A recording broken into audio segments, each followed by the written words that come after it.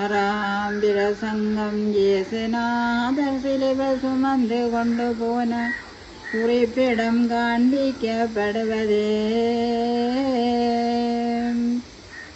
அளவற்ற தயை தர்ம சுருவியாயிருக்கிற எங்கள் இயேசுநாதரை நாலாவித வாதைகள் படித்தினதன் பின் சிலுவையிலே அறைய தீர்வை எழுதி கொடுத்த மேரை முன்பிற சங்கத்திலே சொல்லப்பட்டதே. இப்போது ஆண்டவர் தாம் மரணிக்க போகிற சிலுவையை தமது தோளிலே சுமந்து காலை மலை மட்டும் நடந்த வர்த்தமானத்தை சொல்ல கடவோம்.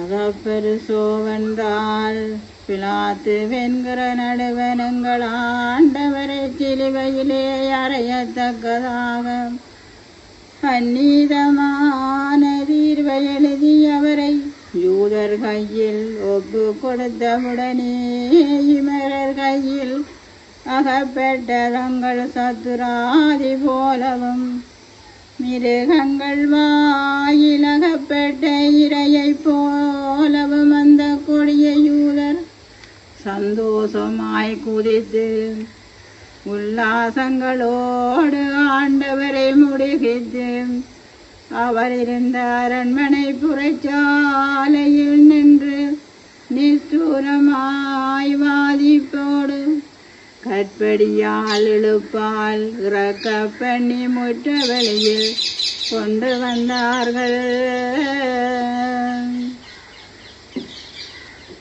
அவ்விடத்திலே அவருக்கு பரியாசமாய் உடுப்பாட்டின சிவப்பாயத்தையும் முள்முடியையும் கலட்டி அவருடைய துணிக்கை என்கிற கையில்லாத நீளிய சட்டையை அணிவித்து சிரசிலிருந்த முள்முடியையும் நவமாக இருத்தி பலப்படுத்தினார்கள்.